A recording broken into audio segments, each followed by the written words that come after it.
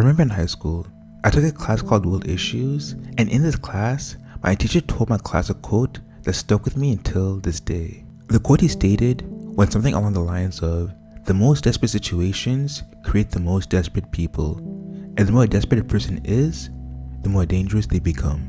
Now, the context of this quote results upon my teacher explaining the aftermath of World War I that led to the rise of Germany during World War II.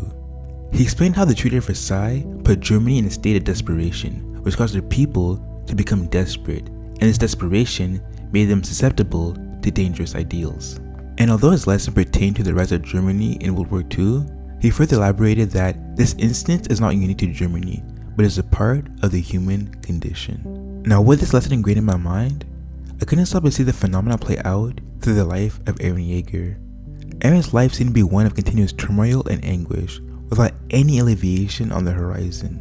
And because of the cruelties of his world, Eren finds it difficult to break free from his suffering and live a life boundless from any tyranny. And this disposition of Eren transformed him to become the Macciavellian personality we see at season 4. But is that a justification for his cold-blooded actions? Does Eren's conduct make him a hero or villain? Well, what makes this so interesting is that Isayama presents the answer as unclear. Like I stated in my video, Attack on Titan and the Art of Mythology, the definitions of the terms good guy and bad guy relies on specific perspectives and are interchangeable. For instance, both Willy Tibber and Eren's intentions are to help their own people. However, they perform undermining means to achieve their goals. So can either of them really be a hero if they have to do bad to achieve good? Well, this question is what we'll attempt to answer in this video through the lens of Eren Jaeger. Does Eren's intentions make him a good person despite his malicious tendencies? Or does his conniving tactics sell his character too much for any redemption?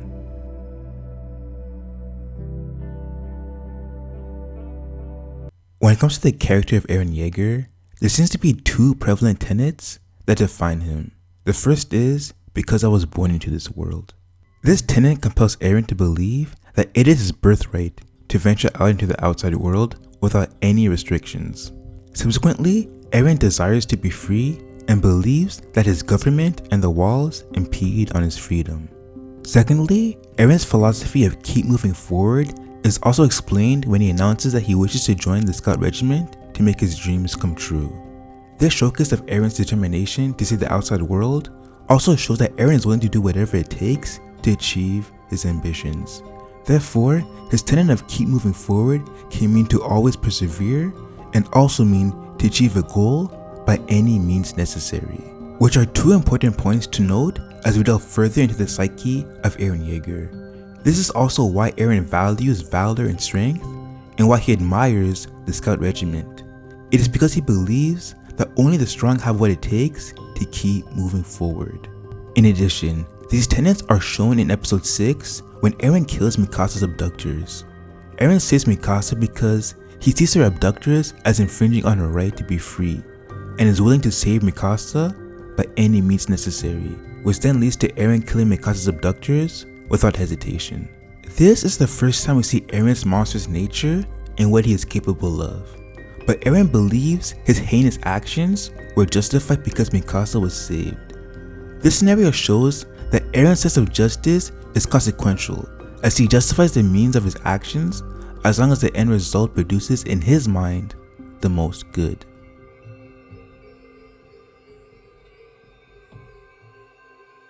There's a quote from Martin Luther King Jr. which states that the true measure of a character is not determined in times of convenience or comfort, but in times of controversy and challenge. Well, this quote rings true to the character of Eren Jaeger as we delve further into his psyche. The first major challenge that Eren faced was during the first appearance of the Colossal Titan in the fall of Val Maria. In this instance, Eren realizes two things: that he is powerless and that the world he lives in is not tranquil but cruel. And as a result of those two realizations, he makes a vow to kill all Titans. This vow leads Eren to train at the Cadet Corps, and once his training is finished, he becomes optimistic about the future of humanity. However, this optimism proves to be an illusion, as when the colossal titan reappears, Eren's squad is decimated by titans. Following, Eren is eaten by a titan when he saves Armin, and he becomes frustrated at the fact that nothing has changed. He is still weak and states his efforts have been futile. And although Eren escapes this endangerment through his titan powers, he still sees himself as pathetic, as he did not achieve this achievement through his own merit. One could say it was an entire fluke. Furthermore, on top of his ineptitude, Eren is betrayed 3 times when he finds out that Annie, Reiner, and Berthold are the shifted titans that caused the fall of humanity. And these betrayals would be Eren's rude awakening to how heartless human nature can be. These instances cause Eren to be heartbroken and in disbelief. He cannot fathom that the reason for his mother's death and so many lives lost is all linked to the people he confided in. Therefore, as a result of this, Eren's hatred grows. And with his newfound hatred, Eren attempts to exact his revenge on Reiner, Berthold, and Ymir, but he is unsuccessful. On the brink of death, and with the reappearance of Dina Fritz's titan who ate Eren's mother, Eren agonizes as he still cannot change anything. Whether it be the titans or shifters, Eren still finds himself weak and at a losing position. Once again, evil wins, and there is nothing the innocent and good can do. This defeat of Eren's is so devastating to him as it nullifies his tenets. This defeat showcases the disparity in his world, that he and his friends are in fact not free. And no matter how hard they try, they cannot escape the cruelty of their world orchestrated by its tyrants. With this realization, Eren reluctantly surrenders. But after looking at Mikasa, he regains vigor and vows to keep on going no matter how dire his situation is. Eren then attacks Dina Fritz's titan, and upon his attack, Eren fortunately activates the coordinate, which aids him and his friends to gain the upper hand. Subsequent to this advantage, Reiner, Berthold, and Ymir are forced to retreat. But although the scene gave relief to Eren and his friends, it is significant for the reason that it granted Eren massive power. This was the first showcase of Eren presenting such an overwhelming power over his opponents. And with Eren's unstoppable power, he gains a new responsibility when using it. Now Eren is no longer bound by his weakness. He now has the power to enact the same cruelty onto those who are merciless towards him and his people.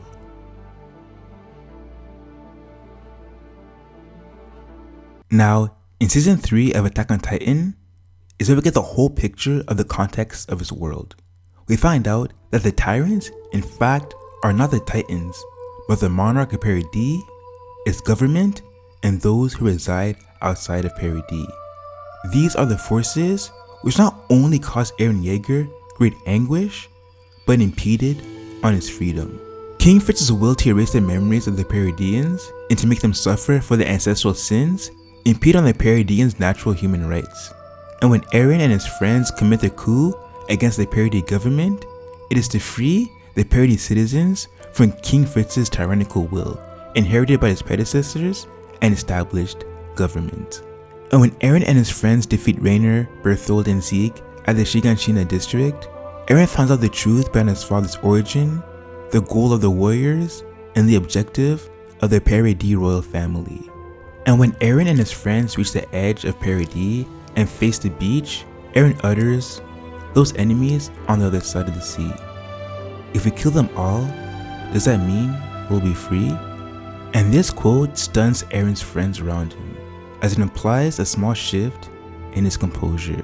See, this moment is imperative because it builds off of the tenets of Eren Jaeger I previously mentioned. Because Eren was born into this world, he was subject to unfair cruelty. Because he and other Eldians were born into this world without committing any misconduct, they are subject to pain as a result of their ancestral blood. And as a result of this disparity, the Eldians of Peri D are not free, but are shackled by the sins of their ancestors and subject to a possible eradication. by those on the outside world who hate them. And with Eren's tenet of keep moving forward, his nature doesn't let him accept this reality and be idle. He cannot be weak and let his people suffer without any resistance. But now, Eren is not weak anymore. He has the capability to do something about the disposition of his people. With the power of the coordinate, Eren can fight back and protect his people. So when he states, if we kill them all, does that mean we'll be free? Eren is implying that the anguish that he and his friends went through is never ending. And as a result of their Eldian blood, it seems that they are subject to this anguish until they are eradicated, even though they have done nothing wrong. Hence, Eren proposes the idea that the only way that he and Peridians can be free from their anguish is to kill the tyrants responsible for it.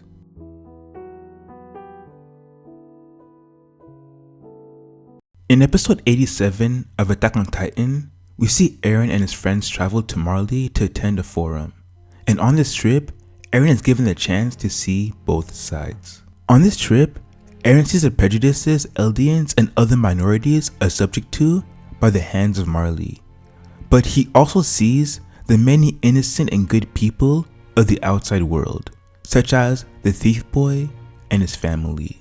This paradox showcases that there are good and bad people on both sides. Hence, because of this notion, Eren and his friends attend the forum in hopes to achieve an understanding with the nations of the outside, to establish a coexistence.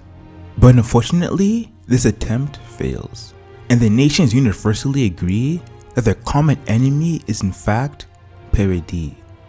This situation backs Eren into a corner, and I believe that his thinking process at this moment can be explained by these quotes of his. The first being, if you win, you live. If you lose, you die. If you don't fight, you can't win. The second, there's no time to figure out if this is the right thing to do. Just move. Don't try to keep your hands clean.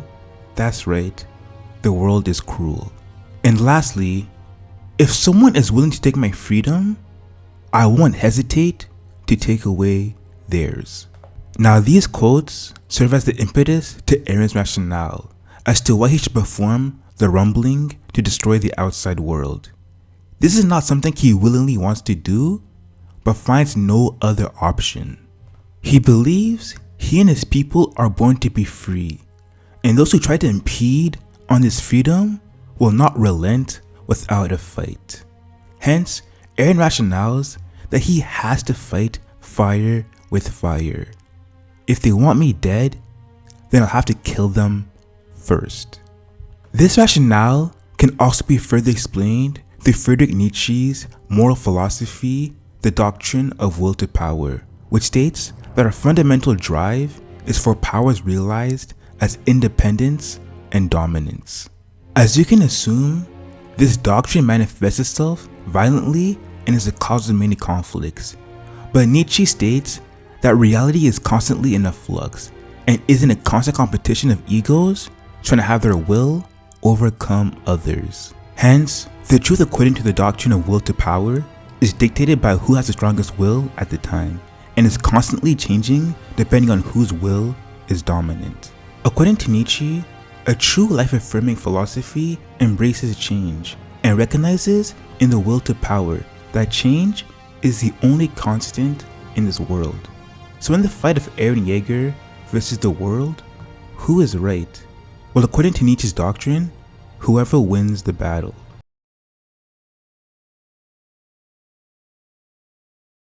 So in Eren's life, he has been subject to loss, betrayal, and cruelty. And with his realization of the cruelty of the world, he deems it necessary to become akin to the monsters he vehemently hates in order to fight back. Even though Eren has shown to be capable of monstrosities since an early childhood, it is pretty evident that he is distressed about becoming the devil of Peridi. For instance, when Eren laments on how he doesn't have too long to live and has to have his Titan powers inherited by his successor, his friends assure him that they are willing to inherit his Titan powers despite all the drawbacks. This answer makes Eren happy, but he declines their offers and tells them that he cherishes them more than anything and wants them to live long, fulfilling lives. This instant showcases that in fact Eren's values stem from his love for his friends and willingness to protect them. Lastly, another instance I want to mention is Eren's encounter with Historia before Eren enacts his plans. In this interaction, Historia refutes Eren's plans to conduct the rumbling and says that it will only cause senseless deaths. Eren agrees with Historia, but states that he sees the rumbling as the only option to save Eldia and to end the cycle of revenge. And with all the aforementioned events taken into consideration, it is easy to see why Eren chose the path he went on. Like stated before, desperate people become the most dangerous. I've been trying to understand Eren's character and try to definitively define him as either a hero or villain. But the more I delve into this task, the more I find this objective impossible. And I believe this is exactly Isayama's intent. What makes Eren's character so special is that his morals are not black and white, but gray, which is a reflection of reality. In anime, especially shonen, it is clear cut who is the good guy and bad guy. But as humans, even though we love to cling to these archetypes, this notion of good guy and bad guy is a fallacy. We live in a world of gray. Sometimes the good guys win by keeping their hands clean and sticking to their morals. But more often than not, it is through extreme measures that major change is done. Most major changes are done through wars, violent protests, and cunningness. What I'm trying to say is that in a world of cruelty and evil people, instead of letting yourself be bullied, sometimes you have to bite back. And I believe this is what Isayama was trying to illustrate through the mind of Eren Jaeger. Eren is neither a hero nor a villain, but just someone trying to survive.